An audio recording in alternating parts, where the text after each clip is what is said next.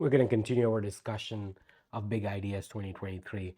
As you know, we did the convergence, then we did the artificial intelligence, digital consumers, and then digital wallets. And now we're going to move to public blockchains. I wanted to do this all in one, but apparently it can get a little lengthier. And I just wanted to make sure that we have different, files and YouTube videos for this. But I would recommend that if you are watching this, I would watch them all together, especially 5, 6, and 7, because these are interconnected topics. And honestly, if you're going to look at it, we're only going to use a little bit of Bitcoin. However, I'm going to go a lot more in smart contracts because that's where I think the real magic of blockchain itself comes in. So let's get started.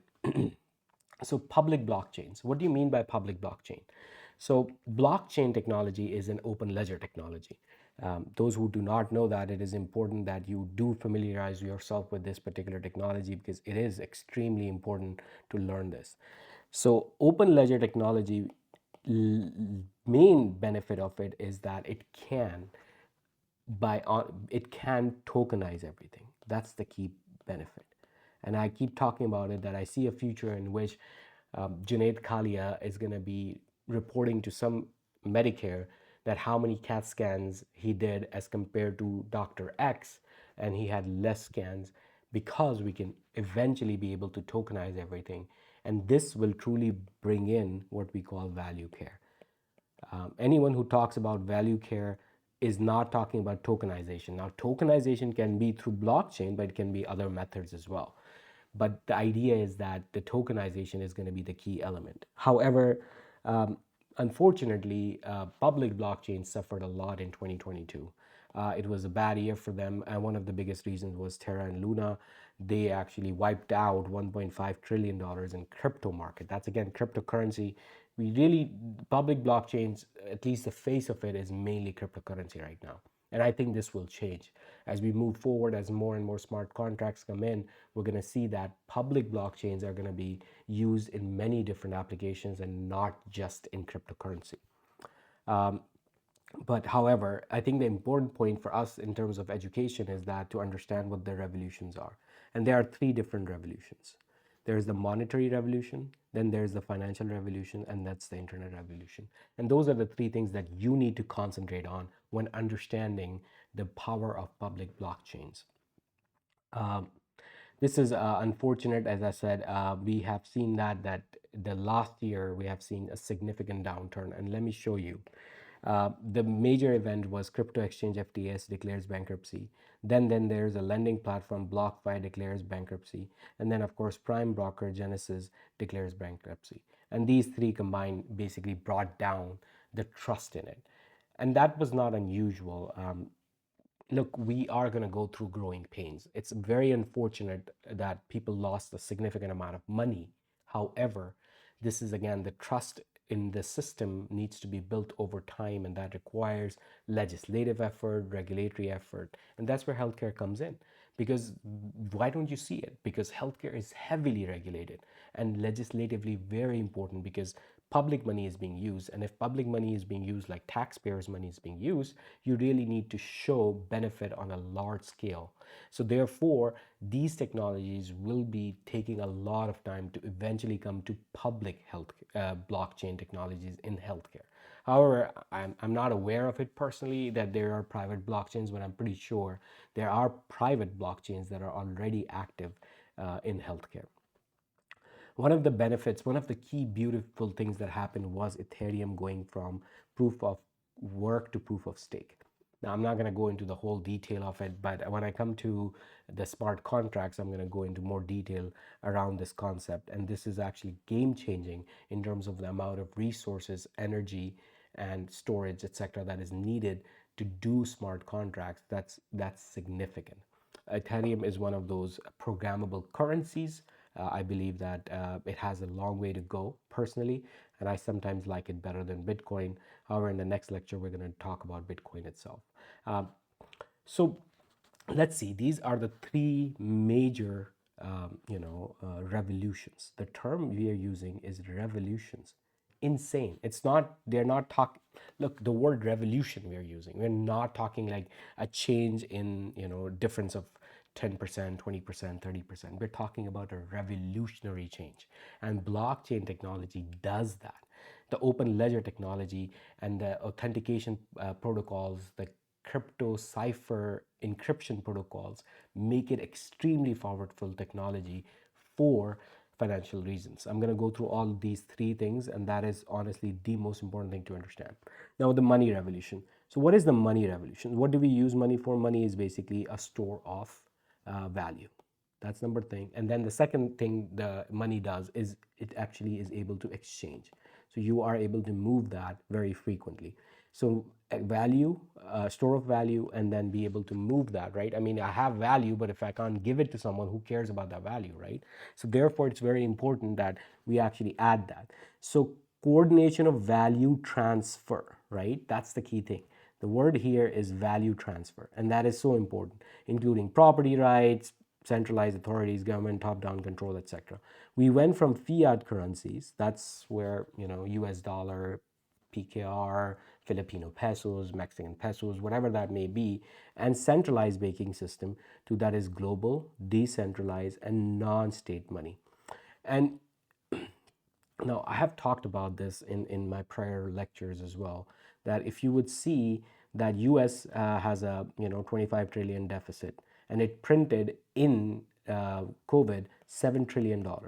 So approximately there were about 25% of the value was reprinted.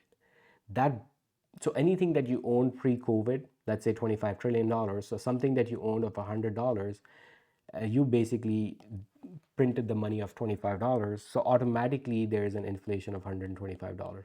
And it's not surprising to me that everywhere in the world we are talking about inflation, inflation, inflation. Of course there's freaking inflation. You printed 25% of extra money within the time frame, and it was done by the US dollar. So therefore, when US dollar prints significantly, everything becomes expensive around the world, globally. It's not just restricted to one person. So you see inflation here in US, but also you're going to see inflation around the world, and that's unfortunate, and that's too significant. And therefore, I think Bitcoin and these currencies are becoming more and more important, especially in countries where, especially let's say PKR, Pakistani is going through a hyperinflation stage. Brazil went through this, Turkey went through this. So these inflationary pushes that comes mainly because of US dollar are going to, more and more people are going to realize that, hey, we want a currency that we can be backed. And technically there's a gold backed currency, and we're talking about BRICS, which is Brazil, Russia, India, that they're forming their own sort of one currency, as they have euro has done, because the whole of Europe is on one euro currency. So we're seeing that significant changes happening in that regard as well.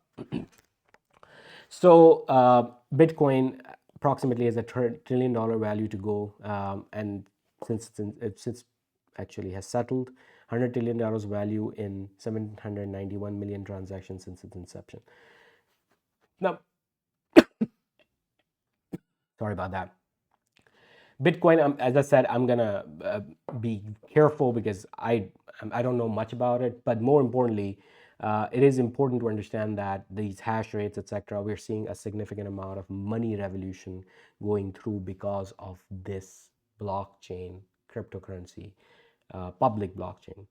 The second thing, big thing, is financial revolution. Now, what is financial revolution? So there's one thing is money, right? Money is me and you transferring value. However, with the financial revolution is concerned, the financial revolution comes in when you have coordination of financial services like banking, loans, mortgages, etc. And that is already becoming a much more robust value because of the blockchain technology itself, especially when artificial intelligence is brought into the system. Because if you look at it, Tesla brought in their insurance program, which is literally looks at how your driving history is, then also looks at your credit history, then also looks at this. So more and more data is being pumped in. So this new importance, blockchain will become tokenization again. Once you have the tokenization, you will be able to create decentralized financial services that are much more robust, and therefore this can generally be possible both because of AI and because of the public blockchain. especially the fraud, undisciplined risk, operators, demand for decentralized, auditable, and all of this. So the minute you have these demands, you're going to see that there's a significant amount of financial revolution that's going to keep coming forward as we move towards decentralization of the financial sector. A lot of money has gone into this for the past 2 years. Global startups have done it, and most of the money has gone into this. Unfortunately, one of the issues was NFT, which again is a which digital copyrights is important, digital property rights is important. Unfortunately, if they would have done us a bit better way, because of we tend to fall in victims of hype cycles, not just me and you as regular consumers. Apparently, even institutional investors are getting into this. The last one is the internet revolution, and that internet revolution is the key coordination of identity, right? I mean, if you have your open ledger, you can create identity, reputation, data outside of purview of traditional media conglomerates and big tech. That is so, so, so important. And not only that, I mean, that's one of the things that I say is that there will be one day that patients will be able to sell their medical records over blockchain and make money from it. And why not? Because somebody's going to make money from it. So why not patients do get a directly some input through them, and maybe they become more important partners in developing high quality data, in developing ground truth for artificial intelligence studies. It's not easy, and it's not fair for them to do it for free while one company makes millions of dollars. So we are going to see that going forward, especially with big tech. We're going to do, and everything is corporate owned platforms, and it's going to be interoperable, user owned, web owned. And this is again very important, because if you look at even just how the health tech interoperability rules are going through, they're apifying everything. Apify, again, those my audience is less techie, and some of them are physicians. API is application programmable interface, which connects one program to another program, and anytime you have to move data from one place to another, you have to use API. And the new interoperability rules that came out from Office of National Council, which does it certify EMRs, etc., for their every year, they have to keep up, and they have to start sharing data.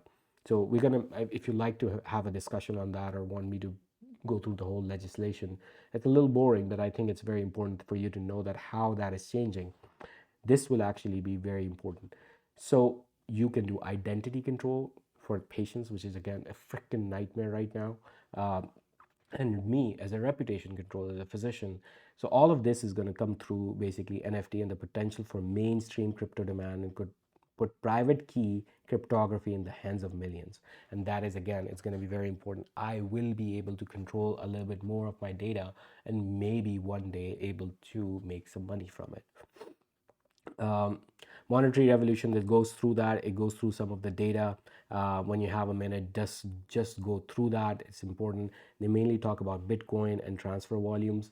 Again, I'm going to go through the Bitcoin in the next video, but I'm going to be again very short on that as well. Again, the key issue is the financial revolution. I think this will be changing the way a lot of people work, eliminates traditional intermediaries, and then when you actually do remove the intermediaries, you actually save much more money, and that's what we have been talking about. DeFi is global, that's key, is interoperable, so that's beautiful, and it's auditable. So that's very, very key aspects that, especially when you're looking at decentralized finance, the biggest issue becomes is what? Trust. And but what public blockchain does is actually bring the trust back into the system. And once you bring the trust back into the system, then you can do it. Now, unfortunately, of course, we had seen that these crypto exchanges have muddled the water a lot. But I think as more transparency regulation comes in, as you as consumers also demand more transparency and truly become a public blockchain as compared to private blockchains, which unfortunately some of them are, you have to make sure that you are able to do that. And of course, Web 3.0. Web 3.0, which is another way of saying metaverse, is only possible with NFTs, and is only possible with public blockchain, and is only possible when there is trust in the system with these digital cryptocurrencies, because the exchange of value is going to go from what we do, traditional dollar amount. It's going to be same like you're doing it in a game with a point system, and that points is going to be one cryptocurrency will be exchanged by one mega super cryptocurrency, maybe Bitcoin or Ethereum, depends. But that's truly, this revolution is only possible of Web 3.0 and metaverse when their Web 3 is user owned, and I think that's important. Unfortunately, that's not going to happen, but it is the dream. No protocols, no platforms, but anyone can do plug and play. New monetization paradigms are important, especially with the advent of artificial intelligence and how things are changing. People do need to make money, and I think that's one of the ways enables convergence between consumption and investment. And this is very, very beautiful. While you are consuming, you can become an investor. While I'm seeing something and I'm creating something like this YouTube, right? I mean, I would not have done this, but I would have read it anyways. Now I'm reading it. I might get some, ad revenue, which I don't, but I'll be grateful if somebody subscribes and shares this so I can keep making this. But again, these are going to be new forms of monetization of things that you already love and do. Crypto could rival and redefine traditional asset classes. And this, they go into a lot more detail. And according to them, the crypto will have a 25 trillion by 2030. Possibly, I don't know. Again, you need to talk to a finance expert. In the next video, we're going to be talking about Bitcoin.